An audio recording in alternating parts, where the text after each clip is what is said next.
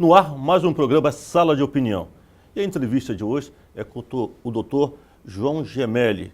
Doutor João Gemelli, cardiologista, presidente da Sociedade de Cardiologia do Estado e está no Estado há bastante tempo e faz um trabalho grandioso na área de cardiologia e como médico. Doutor Gemelli, na realidade, o senhor está aqui há quanto tempo em Rondônia?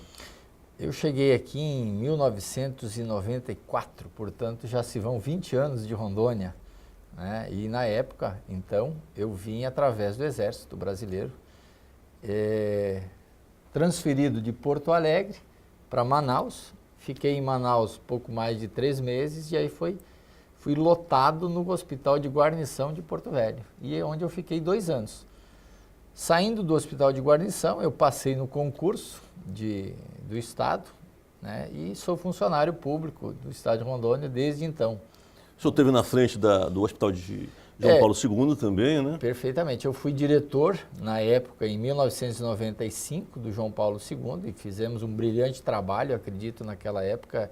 Eu costumo até hoje dizer que foi o momento em que não tivemos pacientes no chão, né? Desde então nunca mais se conseguiu essa bravata. E depois eu voltei para ser diretor do hospital de base no ano 2000. E aí depois eu acabei me dedicando mais à docência e me afastei dessas questões de saúde pública, né? Então hoje eu estou mais ligado à sociedade de cardiologia e à docência de cardiologia. Mas faz uma falta imensa, né? Não ver, não ter pacientes como estão em cima do leito, né? Geralmente o hospital não dá conta de... Na verdade, eu ainda trabalho no João Paulo, né? Então eu vejo até hoje as dificuldades que eu tinha lá em 95, né? E naquela época a gente inaugurou a última ala que até hoje existe. Então, se a gente pegar de 95 para 2015, que são 20 anos, não se inaugurou nenhum leito a mais. Então, se você não cria leitos a mais numa população que cresce, é óbvio que alguém vai acabar no chão. Então, o grande problema é que nesses 20 anos, praticamente nada se fez em termos de ampliação hospitalar. O que você acha que resolveria o problema de João Paulo II? Eu acho que o João Paulo II é um hospital de referência de emergência, então ele tem que ser ampliado e tem que atender a necessidade. Ele não pode ficar atendendo apenas 2 ou 3 casos e selecionando alguns pacientes que merecem UTI, né? Na verdade, há que se ter UTI para todos os pacientes, né? Por quê? Porque é o único pronto-socorro com força no estado, né? Com mais de 50 especialistas, né? Nós temos os mais diversos ramos de especialidade médica. Temos cirurgias de emergência, temos até cirurgia cardíaca, né? Então, e ao mesmo tempo nós não temos, a roda não anda porque o hospital não consegue suportar muitas intervenções. Então se faz uma cirurgia e se inviabiliza uma semana para que se recupere, para que se busque novos materiais, para que se reponha aquilo que foi gasto. Então, não existe o custeio decente do hospital, né? E não adianta a gente imaginar que o problema está lá na saúde básica, não sei o quê. Muitos gostam de jogar essa conta mais para frente, tipo assim, mas se atendesse melhor lá no postinho, né, coisa e tal. O projeto agora da nossa presidente foi um fracasso, né? Quer dizer, botou 12, 14 mil médicos lá na periferia e não reduziu absolutamente nenhuma internação, né? Na verdade, o problema da internação é aquele paciente grave que realmente precisa de hospital, e o hospital hoje não cresceu de acordo com o nosso estado. Nós estamos aqui há bastante tempo, a gente sabe que Rondônia cresceu muito, né? A população cresceu muito, a população envelheceu, né? Quando nós chegamos aqui, eu mesmo cheguei aqui com 20 e poucos anos e já estou com mais de 40. Não precisa falar. Então, quer dizer, o que acontece é que as pessoas estão ficando mais velhas, então elas precisam de hospital, e o hospital teria que crescer com a mesma velocidade. Isso não aconteceu, infelizmente, pelo menos em 2 governos, não se ampliou em absolutamente nada. O senhor falou uma coisa interessante, a população vai ficando velha, vai envelhecendo. O Estado está preparado para esse envelhecimento da população? Hoje, de maneira nenhuma, né? Quer dizer, hoje envelhecer no João Paulo significa deitar no chão. Então, quer dizer, eu penso assim, se um dia tu tiveres que ser internado e só as pessoas que estão lá e que percebem, que são atendidas dessa forma, elas podem falar melhor do que eu, mas É um risco você hoje cair num hospital público, porque apesar de tu ter um monte de pessoas bem interessadas, dedicadas, e isso acho que a área da saúde tem demais, enfermeiros, médicos, atendentes, são heróis, porque no meio do nada eles conseguem salvar vidas, né? E imagina se tivesse condições boas. Agora, que o Estado não tem feito a parte dele há vários governos, isso não tem a menor dúvida, né? Então, é um perigo hoje ficar velho e ter que adoecer e ter que depender do governo, porque se tu vai para o hospital público, é um caos, né? Os jornalistas estão lá todo dia fazendo matéria na frente do hospital, internamente, até porque interno não pode filmar, né? Porque não sei o que é tão seguro que não se pode enxergar o que tem no hospital, né? Mas é lastimável que hoje o Estado tenha essa deficiência. O hospital de base teve alguns progressos, né, ao longo desses anos de construção da usina, né, e que foram obras que são as obras de compensação do Estado, né, e que foram feitas 13 enfermarias novas. Então houve um progresso nesse modelo de compensação de obras, mas além disso, mais nada. A política de ambulância do município para a capital, da capital... essa se desenvolveu bastante, né? E hoje os municípios estão realmente bem estruturados para transportar doentes, né? Então, quer dizer, o município não tem médico, nem quer contratar médico, mas ao mesmo tempo tem 3, 4, 5 ambulâncias, um ônibus para que todos os pacientes sejam trazidos para Porto Velho, né? Quer dizer, muitas situações é necessário que eles venham mesmo, né? Algumas fraturas, algumas cirurgias, por exemplo, cateterismo ou cirurgias cardíacas, é óbvio que o cara tem que vir para cá, mas o cara vir para cá, por exemplo, por uma cirurgia de vesícula ou por um cálculo renal, né? Ou porque quebrou a perna, quer dizer, isso não precisaria acontecer, né? Isso deveria ser resolvido lá no município de origem. Então, os municípios têm feito pouco também no que diz respeito ao custeio da saúde. Então, a atenção básica à saúde, na realidade... É muito precária. Muito precária. Muito precária. A contratação desses médicos, como o senhor já se referiu aqui, pelo governo federal, não melhorou, não diminuiu o envio de pacientes para a capital? Com certeza. Na verdade, eu costumo dizer que o que faz diferença no atendimento médico não é o tapinha nas costas, e sim a qualidade do atendimento, né? Muitas pessoas confundem amizade com qualidade, né? Então acham que o médico bom é aquele que toma cafezinho, que abraça o paciente. Na verdade, quando o médico é gentil, isso obviamente que conta muito, mas o médico tem que ser bom e não só gentil, né? E o que nós vemos hoje é que não existe essa qualidade vendida, né? Então, quer dizer, os pacientes que têm pressão alta lá no extremo do sul do país, do estado, por exemplo, Costa Marques, que é um lugar que eventualmente eu vou atender as pessoas lá, ou São Francisco, eu vejo que as pessoas que estão lá estão recebendo remédios que não seriam os mais ideais, né? E que não seriam as melhores combinações para tratar uma doença que é tão comum, que é a pressão alta. E por falta desse tratamento, eles acabam aumentando a pressão, acabam elevando-se o risco para doença vascular, né? E acabam fazendo um infarto ou um AVC.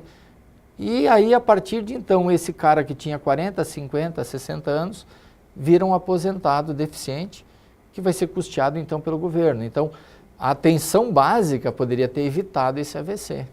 Hoje o governo federal fala muito na distribuição, quer dizer, gratuita de medicamentos para hipertensão e para uma série de outras patologias. Esses medicamentos que são, na realidade, distribuídos ou oferecidos à população para o controle, são medicamentos... Um dos grandes inconvenientes no tratamento das doenças é que o remédio teria que ser o melhor, né? Então, esse negócio de tu distribuir, por exemplo, metildopa, que é um antihipertensivo, um remédio para pressão muito obsoleto, e que hoje é usado apenas em uma situação, que é quando a mulher é gestante, usar esse remédio para tratar a hipertensão de um homem é um absurdo, porque isso não reduz mortalidade, embora reduza a pressão. Então, quer dizer, é uma coisa meio difícil de entender, porque quando eu dou o remédio, o indivíduo baixa a pressão e tu diz assim, não, então agora ele vai morrer menos porque a pressão está menor. Mentira! Esse remédio, apesar de baixar a pressão, ele não reduz mortalidade porque ele não mexe na doença, ou seja, na fisiopatogenia da doença. Por isso que não adianta. Então, quer dizer, distribuir metildopa para tratar hipertensão é avesso ao conhecimento moderno. Mas isso é feito uma prática muito comum na periferia, nas menores cidades. Por quê? Porque uma tonelada de metildopa custa R$10. Isso é muito grave, então, porque dizer, na realidade faz com que o paciente, a população, fique relaxada, achando que ela está medicada. Isso cria um problema sério, porque quando o cara toma remédio, ou passa a tomar remédio, ele piamente acredita que está se cuidando. Só que se cuidar não é tomar remédio, se cuidar é ter a pressão boa. E isso muitas vezes não é explicado. Se cuidar é ter a pressão boa, dentro da meta. O que é a meta? É ter a pressão 12/8 ou 13/8. Qualquer número além disso está fora da meta. E isso precisa ser voltado ao médico e dizer, doutor, eu não estou na meta, eu estou acima da meta. Acima de 13/8 eu terei mais AVC, eu terei mais infarto. Só que as pessoas muitas vezes vão deixando para amanhã e nesse amanhã chega o AVC. No João Paulo, se você ficar lá parado um dia, você vai ver 2 AVCs entrar todo dia. E são pessoas que não são moribundas e nem tão idosos. São pessoas que ainda estão trabalhando, pessoas de 60 anos, 58 anos, 60 anos. Quer dizer, pessoas que ainda teriam seguramente mais 10 anos ou 15 anos de trabalho e a partir daí viram deficientes, viram aposentados por invalidez e viram um custo social, né? E isso tudo podia ter sido evitado lá atrás com um tratamento melhor. Então, a Sociedade Brasileira de Cardiologia tem feito um esforço muito grande junto ao Ministério da Saúde para que haja um progresso no que diz respeito à distribuição de medicamentos, acomodação de medicamentos. Se você abre um remédio e deixa ele em cima da mesa, no dia seguinte, 30% do valor terapêutico dele se perdeu por questões da umidade. Então, quer dizer, se o remédio não for bem acondicionado nas farmácias, no centro de distribuição do Estado, nos almoxarifados das secretarias, esse efeito do remédio, praticamente, ele morre na logística, né? Quando ele chega lá na mão do doente, ele já chega com um efeito, um poder muito pequeno. Doutor, vamos fazer aqui um pequeno intervalo em sala de opinião e já voltamos já com o senhor.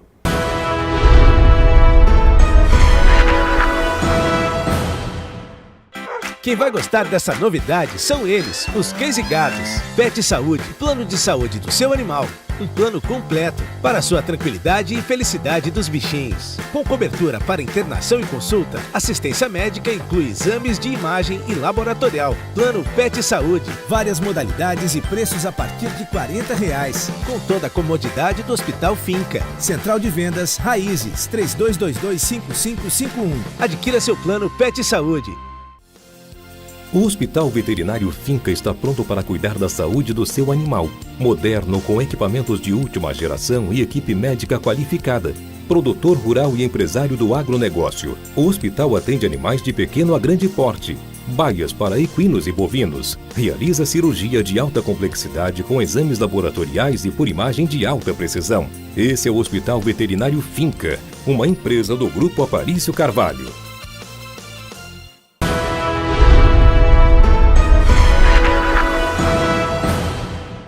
Voltamos com Sala de Opinião, entrevistando o doutor Gemelli, cardiologista, presidente da Sociedade de Cardiologia do Estado de Rondônia.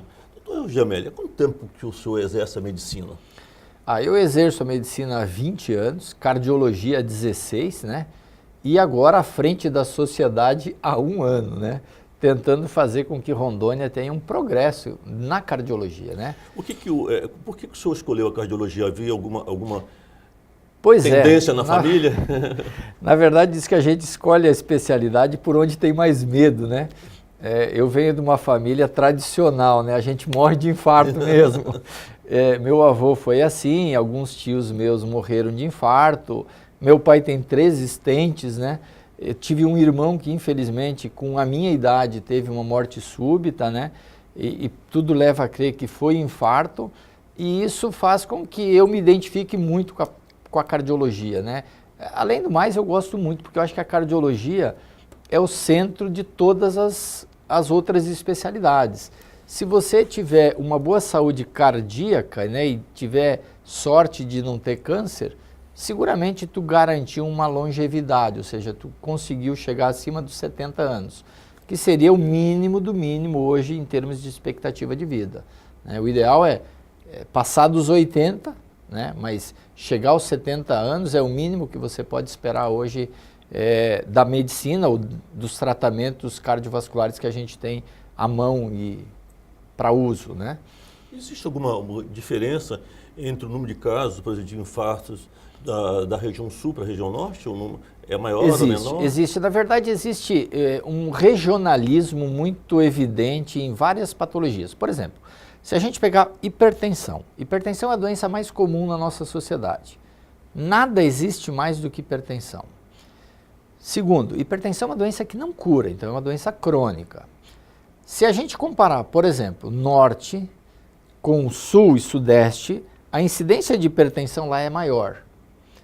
Por quê? Porque lá eles têm hábitos um pouquinho piores do que a gente. Então, o paulista, o gaúcho é mais estressado do que o nortista, do que o baiano, do que o piauiense. Então, quer dizer, a incidência é ligeiramente menor e lá a incidência é ligeiramente maior.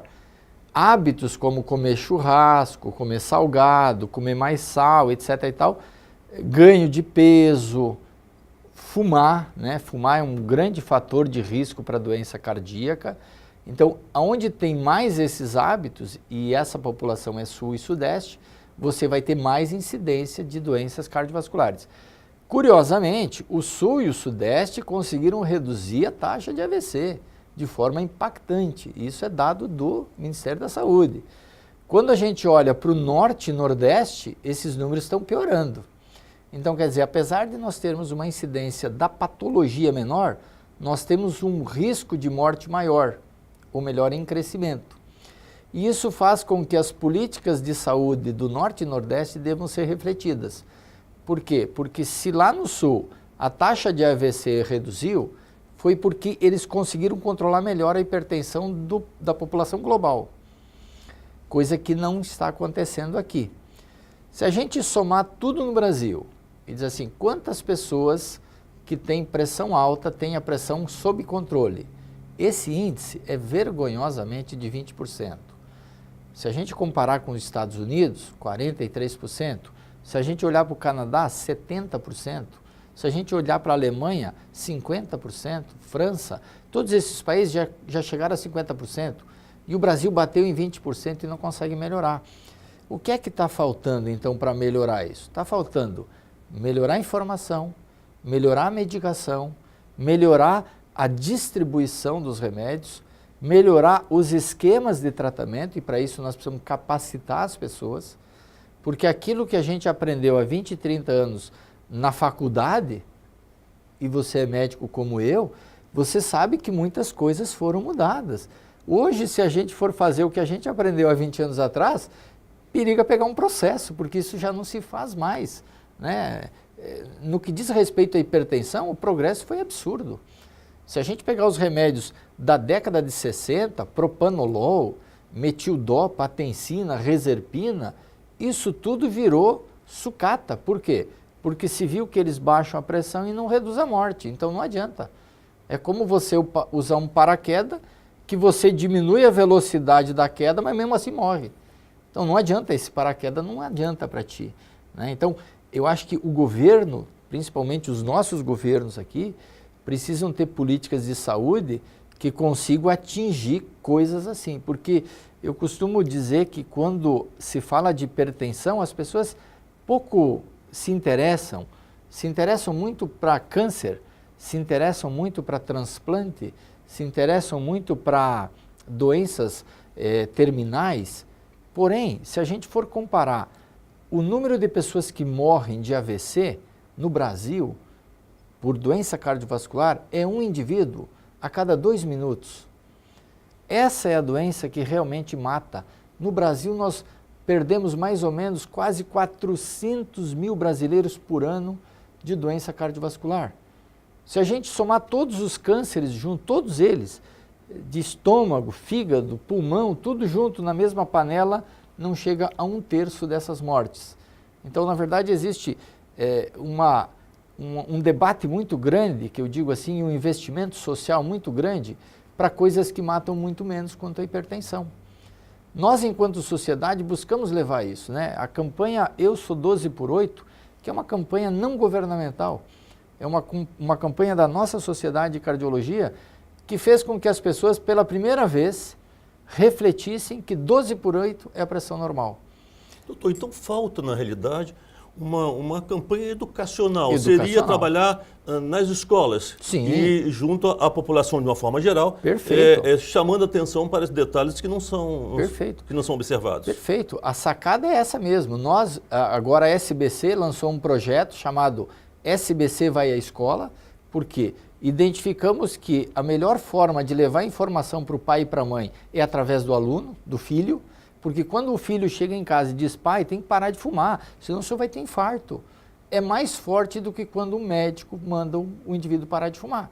Então, o apelo do filho. O apelo do filho, a cobrança da família, aquela cobrança sistemática no dia a dia dentro da casa dele faz com que a mortalidade vai reduzir. Então, mas isso deveria ser uma campanha governamental, não uma campanha trabalho do Ministério da Saúde junto com o Ministério da Educação. Junto com o Ministério da Educação. Veja bem, a Sociedade Brasileira de Cardiologia entrou na justiça para garantir que o sódio dos alimentos fosse grifado. O governo não apoia esse tipo de ideia, porque quer vender mais produto industrializado para ganhar imposto. Quando sabe que no produto industrializado está 70% do sal que a gente consome. Aquele sal que a gente coloca nos alimentos é apenas 30% do sódio corporal total, do sódio total de consumo. Então, quer dizer, o grande consumidor de sódio está no produto industrializado. Agora a SBC ganhou na justiça que as empresas terão que se adequar e colocar aquela tabela nutricional, o sódio vai ter que vir numa grade maior de destaque para que as pessoas comecem a refletir, opa, esse produto tem muito sódio, eu não vou consumir, porque isso aqui aumenta a pressão. O grande problema também é que nessas observações, nos produtos, ninguém consegue ler, né? Igual a bula, né? E esse é o objetivo da SBC, que o sódio seja grifado em destaque de forma que as pessoas consigam identificar. E não naquela tabelinha tão minúscula que ninguém consegue ver, né? O cara coloca lá, colesterol, não sei quanto, carboidrato, etc. Aí no meio vem sódio. Só que o sódio, muitas vezes, que é o elemento mais vilão daquele produto, tá tão... Por exemplo, quem usa óculos já não enxerga, né? Doutor, eu acho que nós vamos ter que fazer uma campanha junto ao comércio para que coloque uma lupa, né? Uma lupa junto com os produtos. Para poder enxergar essas observações, porque não dá para enxergar, né? Porque quando existe interesse da indústria, eles colocam em letras garrafais, produto diet, produto light, ou seja, quando eles querem vender essa ideia, eles colocam de forma bem ampla. Agora, sódio, que todo mundo sabe que é uma coisa que a gente gosta, né? Quer dizer, por isso se chama tira-gosto, né? Tu quer tirar gosto, bota sal.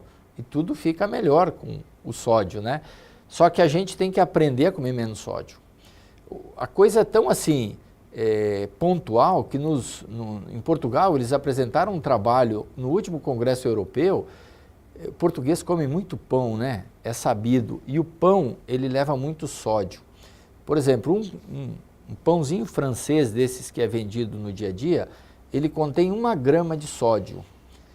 O recomendável pela Organização Mundial de Saúde é que a gente consuma 5 gramas por dia de sódio. O brasileiro, pelo menos, consome o dobro, que são 10 gramas. Lá em Portugal, eles fizeram um trabalho voltado às padarias, né? E tipo assim, eles reuniram todas as padarias, todos os padeiros, né?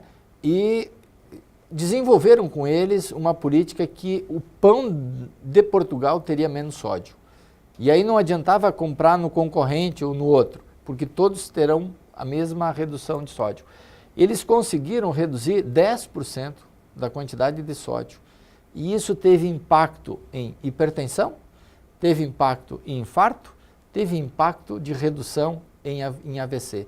Então, quer dizer, com apenas uma redução no sódio, mas veja bem, foi uma atitude governamental, que todo mundo resolveu participar e o povo, como refém, tinha que comer aquele pão com menos sódio. O povo se beneficiou de uma redução de AVC e infarto. E no Brasil, por que não façamos isso? Eu nunca entendi porque você vai na padaria, né? E eu sempre que vou na padaria eu pergunto se tem pãozinho sem sal, né? Porque deveria ter. Do mesmo jeito que tem o café sem açúcar, deveria ter o pão sem sal, né? Ou seja, para que eu coloque em casa o queijo, o presunto, que vai ter sódio, e aí eu faço um equilíbrio no meu consumo de sódio. Essa atitude pequena tem impacto positivo na redução da pressão, tem impacto positivo na redução de morte. E por isso deveria ser uma campanha de governo, parar de fazer propaganda de ponte e fazer propaganda de sódio, propaganda de hipertensão, propaganda de cigarro, ou seja, as pessoas se preocupam em mostrar aquilo que realmente não tem muito valor agregado em termos de sociedade, né? A campanha da saúde, ela tem, e a gente tem que muitas vezes fazer isso bancando, né? A SBC tem que comprar um espaço na Rede Globo, a gente, enquanto entidade, tem que bancar essa propagandinha altamente caríssima, né? Quer dizer, 15, 20 segundos, 400, 500 mil reais, para que as pessoas saibam que 12/8 é a pressão normal. E se não for assim, tem que ir ao médico.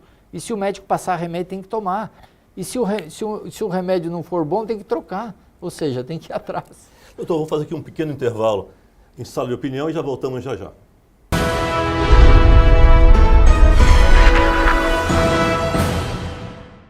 Quem vai gostar dessa novidade são eles, os Case Gatos. Pet Saúde, plano de saúde do seu animal. Um plano completo para a sua tranquilidade e felicidade dos bichinhos. Com cobertura para internação e consulta, assistência médica inclui exames de imagem e laboratorial. Plano Pet Saúde, várias modalidades e preços a partir de R$40. Com toda a comodidade do Hospital Finca. Central de Vendas Raízes, 3222-5551. Adquira seu plano Pet Saúde. O Hospital Veterinário Finca está pronto para cuidar da saúde do seu animal. Moderno, com equipamentos de última geração e equipe médica qualificada. Produtor rural e empresário do agronegócio. O hospital atende animais de pequeno a grande porte. Baias para equinos e bovinos. Realiza cirurgia de alta complexidade com exames laboratoriais e por imagem de alta precisão. Esse é o Hospital Veterinário Finca, uma empresa do Grupo Aparício Carvalho.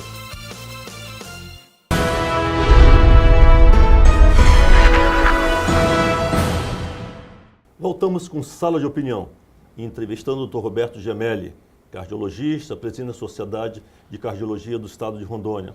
Dr. Gemelli, quais são as patologias mais frequentes do coração? Nós temos duas patologias mestras, que eu digo assim, né? Que é pressão alta, ou chamada de hipertensão, e diabetes. Essas duas doenças, elas sozinhas, elas juntam pelo menos quase 50% da nossa população. Se a gente pegar que a incidência de pressão alta é na faixa de 32% a 34%, a taxa de diabetes é na faixa de 10% a 11%, isso junto dá mais de 40%, o que é praticamente metade da nossa população. Essas duas doenças, quando se somam no mesmo indivíduo, elas aumentam em 4 vezes a chance de AVC e infarto. Então, por isso é importante essas doenças serem combatidas de forma muito intensiva, com bons remédios, com mudança de estilo de vida, com controle rigoroso, não só do medicamento, mas dos exames, ou seja, aquilo que eu falei, não basta estar mais ou menos bom, ou tu tá bom ou tu não tá bom. Né? Tem gente que tem diabetes, aí o cara diz assim, não, mas a minha glicemia era 200, agora ela está 150, pô, estou muito melhor. Na verdade, tu não está melhor coisa nenhuma, ela só vai estar melhor quando ela estiver na meta que seria abaixo de 100. Porque entre 150 e 200, a faixa de acontecer um AVC é igual. Então, quer dizer, não mudou nada esse tratamento que você fez. É como o cara que fuma. Se o cara fuma um maço ou fuma 2 maços, a tendência é de pensar assim, poxa, quem fuma 2 maços tem mais risco do que quem fuma um maço. Isso não é bem verdade, porque na verdade os 2 caras que fumam têm um risco enorme, né? Querer saber quem tem mais ou menos risco dentro de um de um risco global, é nula essa preocupação. Você tem é que sair desse hábito. É a mesma coisa a pressão. Se a pressão está, mas a minha pressão era 20, agora a minha pressão está 16, pô, estou muito melhor. Não, você vai morrer do mesmo jeito, porque tu não saiu da faixa de risco. A faixa de risco é quando você abaixar ela além de 14, ou seja, qualquer número de 14 para baixo, aí sim você pode dizer, agora eu entrei numa faixa onde a mortalidade será menor. Doutor, e qual as dicas que o senhor daria para que uma pessoa possa ter uma vida saudável? Hoje se fala muito assim, o que fazer que pode contribuir no tratamento da hipertensão. Folclore tem de monte, né? Porque como a pressão alta é uma doença muito comum, todo mundo dá opinião, não é verdade? O cara diz, tome isso, tome aquele outro, e chuchu, e berinjela, e alho, ou seja, essa cultura popular. Isso, na verdade, não serve para absolutamente nada. O que realmente baixa a pressão são 4 coisas principais. Remédio, quando bem indicado e quando bem combinado. Perder peso, se eu perder 10 quilos, a pressão baixa até 20 milímetros. Então, se o indivíduo está lá, por exemplo, com 16 de pressão, pesando 100 quilos, ele baixa o peso dele para 90 quilos e a pressão que era 16 vira 14. Ou seja, um bom progresso. Comer menos sal, não é só no domingo, no sábado, na segunda, é comer menos sal o tempo inteiro e fazer atividade física. Qualquer coisa além dessas 3 coisas e mais o remédio é pura perda de tempo, porque o impacto é tão desprezível que ele não tem relevância. Então, tipo assim, mas eu tomando alho a minha pressão melhora, ela baixa um pouco. Realmente ela baixa um pouquinho, só que ela baixa tão pouco que não é estatisticamente impactante. Ou seja, se eu fizer isso como remédio não vai funcionar, eu vou morrer do mesmo jeito. Por quê? O número de pressão que vai cair é tão desprezível que não fará redução de mortalidade. Então é o que hoje a gente trabalha com mudança de estilo de vida. Fazer atividade física, reduzir o peso, comer menos sal e quando for prescrito remédio, tomar. Remédio só funciona na barriga. Dentro da gaveta não funciona para baixar a pressão. Uma das coisas que a gente vê constantemente é que o paciente procura o colega médico, vai ao médico e o médico faz a sua prescrição e o paciente não adere, na realidade, ao tratamento. A aderência do tratamento é outro capítulo na cardiologia, né? Porque todo mundo topa tomar um remedinho para malária, que é 1 semana. Topa tomar um remedinho para infecção, que é 2, 3 dias. Mas quando o cara diz assim, poxa, eu vou ter que tomar esse remédio a vida inteira, né? É um papo muito diferente e a adesão ela cai muito, por quê? Porque a doença é crônica, né? Então, mas isso vai muito de conversa, eu acho assim, muitas pessoas não tomam porque não têm a informação certa. Quando ele passa a ter a informação certa, ele tende a aderir mais ao tratamento. Então, cabe a nossa reflexão de parte de culpa nessa jogada. Eu acho que os médicos hoje estão muito voltados à rapidez de atendimento e muitos voltados à tecnologia, de exame, coisa e tal, e estão deixando meio de lado a parte mais importante, que é a conversa com o indivíduo. Porque para fazer o tratamento, que vai durar a vida inteira, que nunca vai parar, tu tem que estar muito convencido. Senão você rapidamente vai abandonar isso com qualquer conselho que você receber na quitanda, né? O problema é que quando a gente cai no chão com AVC, o infarto, a gente não corre lá para a quitanda onde o cara deu o conselho.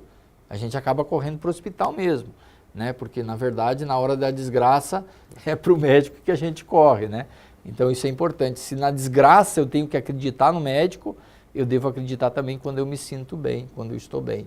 Doutor, tem aquela história, por exemplo, o paciente está fazendo uso do medicamento, mas ele acha que já está tomando medicamento demais todo dia, então vamos fazer uma pausa, hoje eu não vou tomar, vou tomar amanhã, depois vamos fazer um teste. Isso é extremamente grave, né, doutor? Extremamente grave, porque quando você decide parar de tomar o remédio, por qualquer justificativa que seja, tipo, hoje vai ter a festinha, vamos tomar uma cervejinha, não vou tomar o remédio. Hoje eu vou pescar, então hoje não vou tomar o remédio, porque esse remédio fazer urinar, vou ter que ficar urinando, etc. e tal. Então, na verdade, essa justificativa é que acaba te colocando num grupo de risco. Então, aquele dia, e é o que eu digo para o meu paciente, eu digo assim, Se tu tiver um AVC nesse dia, tu não vai poder dizer que tu ficou surpreso, porque você sabia que abandonando o tratamento você teria mais chance de ter um AVC. Então, quer dizer, não dá para nem ficar surpreso. Ó, eu parei de tomar o remédio 2 dias só e tive um derrame. Poxa, mas era isso mesmo que ia acontecer. Isso é isso que a doença estava esperando, Era né? isso que a doença acontece. Então, quer dizer, não baixar a guarda, ou seja, tem que tomar todos os dias.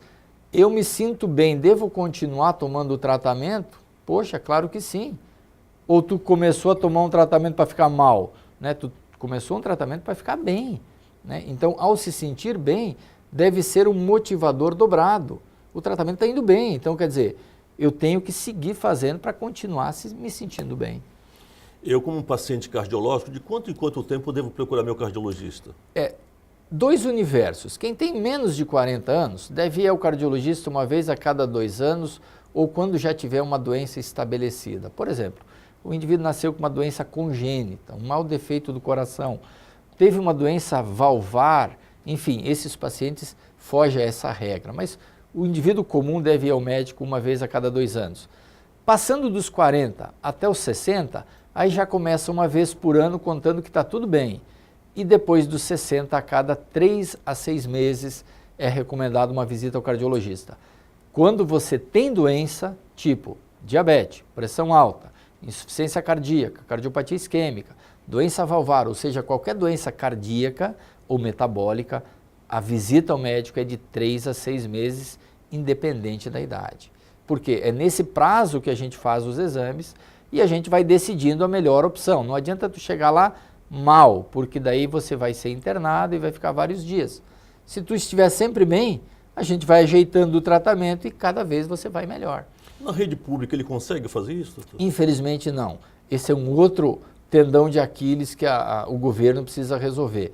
As consultas são demoradas, o acesso ao especialista ainda é ruim e não adianta encher de clínico, tu tem que botar especialista lá na atenção básica, né? Então, isso melhorou um pouco agora com a nova estrutura do Oswaldo Cruz, porém, nós estamos muito longe da facilidade.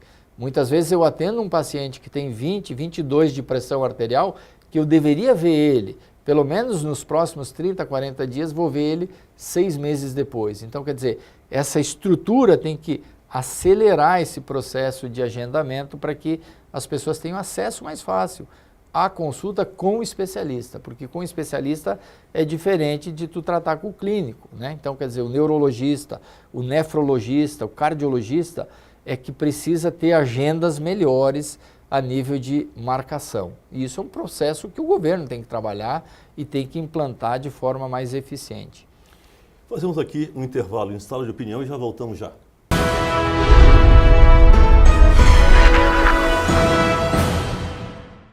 Quem vai gostar dessa novidade são eles, os Case Gatos. Pet Saúde, plano de saúde do seu animal. Um plano completo para a sua tranquilidade e felicidade dos bichinhos. Com cobertura para internação e consulta, assistência médica inclui exames de imagem e laboratorial. Plano Pet Saúde, várias modalidades e preços a partir de R$40. Com toda a comodidade do Hospital Finca. Central de Vendas Raízes, 3222-5551.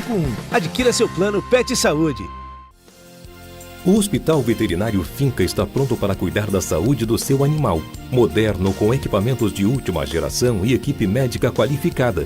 Produtor rural e empresário do agronegócio. O hospital atende animais de pequeno a grande porte. Baias para equinos e bovinos. Realiza cirurgia de alta complexidade com exames laboratoriais e por imagem de alta precisão. Esse é o Hospital Veterinário Finca, uma empresa do Grupo Aparício Carvalho.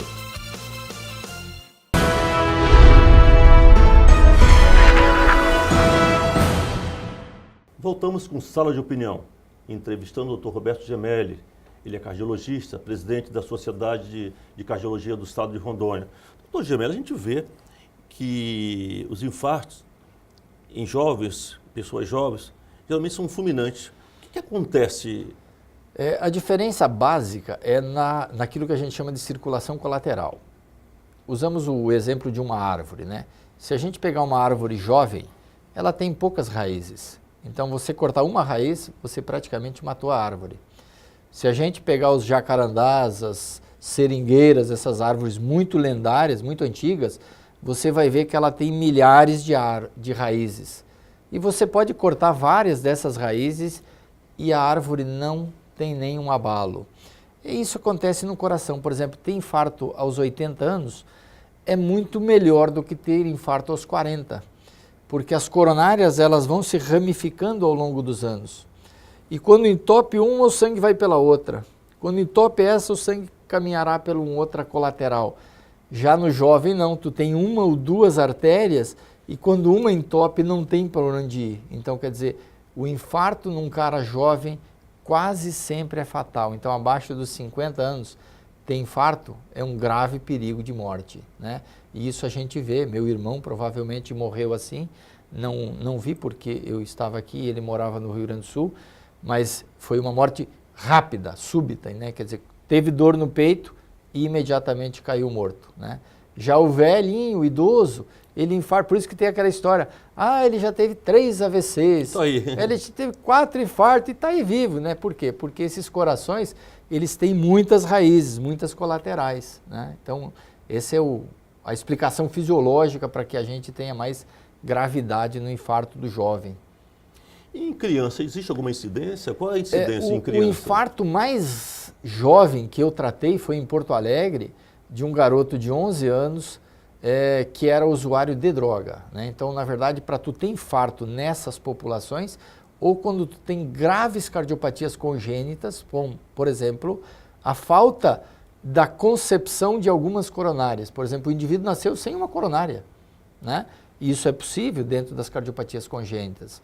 Ou naquela população de meninos muito novos que usam drogas, né? A cocaína, qualquer droga ilícita, ela faz uma extrema taquicardia, né? Levando ao coração um consumo muito alto de oxigênio e muitas vezes isso leva a infarto. Então, o infarto mais novo que eu atendi, até por surpresa, e na época ninguém acreditava que aquilo era um infarto, né? Mesmo a gente via o eletro e dizia assim, não pode ser, porque estamos falando de uma criança, não estamos falando de um adulto, né? E depois os exames laboratoriais vieram a confirmar que era infarto mesmo, e depois na história clínica apurada na sequência que se viu que o garotinho tinha cheirado cocaína, né? Então, na história, por exemplo, na história da cardiologia mundial, existe algum registro de infarto de criança? Não. Sem Na uso de verdade, droga, esses lógico. são casos atípicos e muito pontuais e extremamente raros, né? Quando você tem uma cardiopatia congênita, você tem muito risco para doenças graves. Então, por exemplo, a má formação de um átrio, a má formação de um ventrículo, a má formação dos grandes vasos, né? Inclusive tem uma cirurgia que é usada na correção de uma dessas cardiopatias congênitas, né? Que é a transposição dos grandes vasos, né? Que leva o nome do nosso cirurgião brasileiro, né? Adib Jatene, chamada cirurgia de Jatene, que faz a correção dessa transposição de grandes vasos. Ou seja, um vaso nasce trocado com o outro. E o Jatene desenvolveu uma técnica que reposiciona os vasos na posição certa, né? Então, essas doenças graves, congênitas, elas levam à morte muito precocemente nas crianças, né? Doutor, outra questão é com relação à incidência entre homens e mulheres. Existe um diferencial? Existe uma diferença. Por exemplo, se a gente pegar a fatia da idade, por exemplo, até os 60 anos, até os 50 anos, onde a mulher tem a fase reprodutiva, ou melhor, ela tem menstruação, isso quer dizer que ela fabrica um hormônio chamado estrogênio. O estrogênio é um hormônio protetor contra o infarto. Por quê? Primeiro porque ele aumenta o HDL, que é o colesterol bom.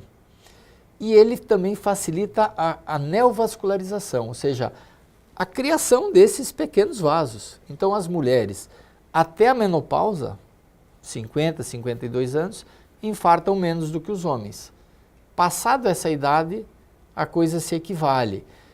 Por questões pontuais, nós temos, por exemplo, muitas vezes uma população feminina mais fumante que a população masculina, e aí você tem uma taxa de infarto maior, né? Na semana passada, quando eu estava de plantão no João Paulo, no pronto-socorro, nós tivemos lá e tínhamos lá 10 pacientes infartados que estavam esperando cirurgia de revascularização, angioplastia. 10 fumantes. Então veja bem a incidência do tabagismo em relação ao infarto, ou seja, todos eram fumantes, né? Estatística global, 85% são tabagistas. Então parece que parar de fumar já é quase que uma garantia de não infartar, né? É claro que muitas outras coisas vão contar, né? E dentre elas a idade. Nós estamos falando de pessoas jovens que eu falo é da faixa dos 50 aos 65 anos, ou seja, uma população que está produtiva, e essa população está infartando muitos desses indivíduos por questões de serem fumantes. Agora, quando a gente passa dos 65, bom, aí já conta a própria idade, aí já conta a diabetes, aí já conta a hipertensão, aí já conta a obesidade, já conta outros fatores que também são importantes na formação do infarto agudo. Qual o conselho que o senhor daria ao telespectador como prevenção? Prevenção, 4 coisas são recomendadas. Primeiro, fique atento ao peso. Esse negócio de se pesar uma vez por ano é só para tomar susto, né? O cara sobe na balança e diz, meu Deus, engordei 10 quilos. Se você tiver o hábito de se pesar quase que diariamente, você vai começando a acender uma luz vermelha na sua cabeça e vai dizer, poxa vida, meu peso não para de subir. Então, essa é a primeira atitude, não ganhar peso, tem que perder peso. Segundo é fazer atividade física. No American College desse ano, Congresso Americano de Cardiologia, foi publicado um estudo muito interessante. Ele comparou o melhor remédio que a gente inventou para reduzir a mortalidade, que é a estatina, e comparou com educação física, pois o remédio perdeu. Então, quer dizer, praticar atividade física é superior ao melhor remédio que a gente inventou para reduzir mortalidade. Então, esse é o segundo ponto importante, praticar esportes. Terceiro é diminuir o consumo de sal e gorduras, né? Tem 3 coisas brancas que nos matam, o sal, o açúcar e a farinha, né? Então, quer dizer, essas 3 substâncias brancas deveriam ser banidas do nosso dia a dia.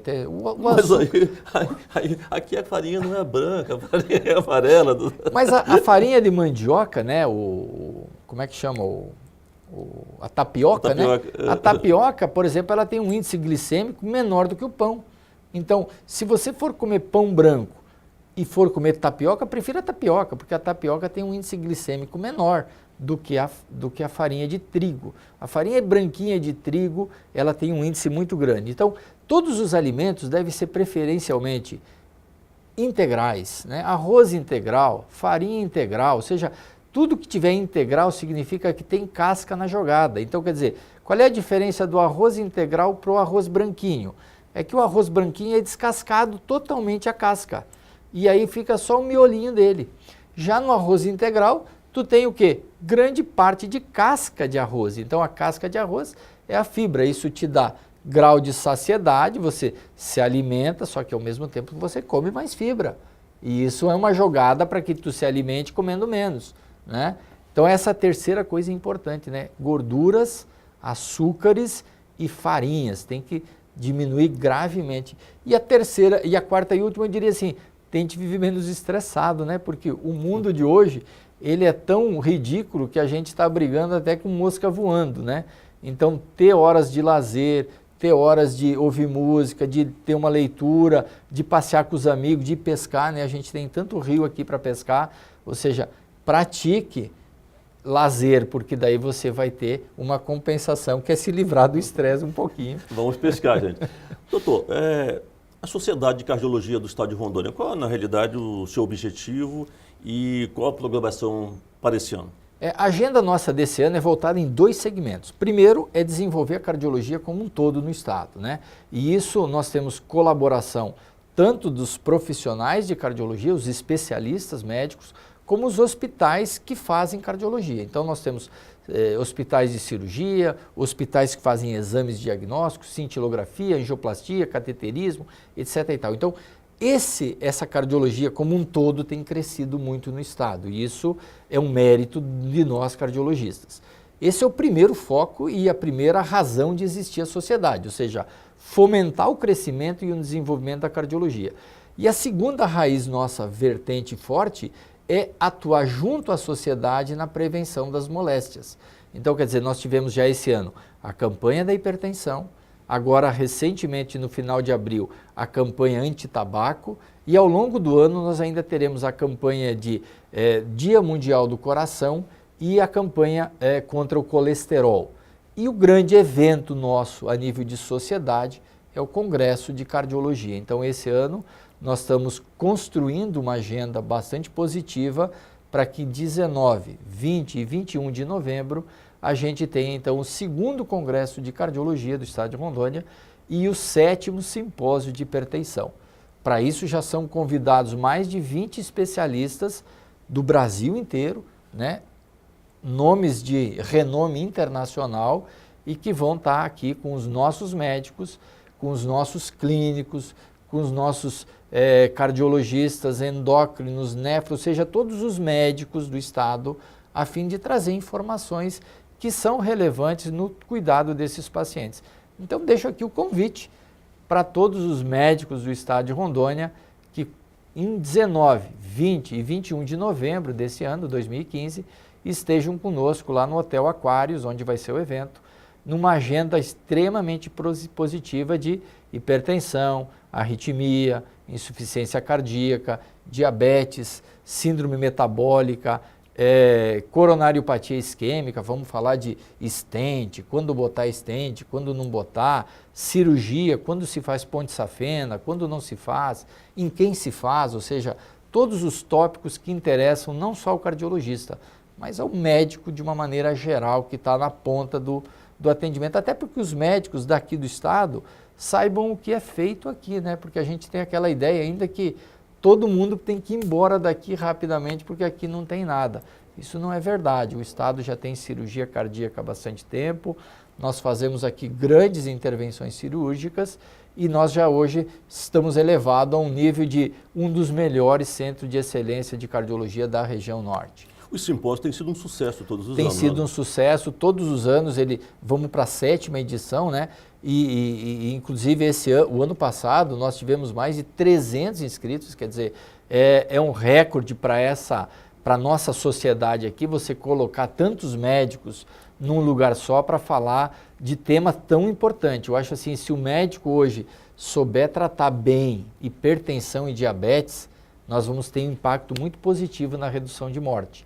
Só que esses tratamentos, como tudo na medicina, tem sido produto de muito progresso ultimamente. Então, a atualização médica é quase que inevitável ano após ano. Doutor, muito obrigado pela sua participação aqui em Sala de Opinião. Um grande abraço e continue com esse belo trabalho. Obrigado e um abraço a todos vocês que nos ouviram por esse período. Um abraço a todos. Aqui chegamos ao final de Sala de Opinião e até o próximo programa.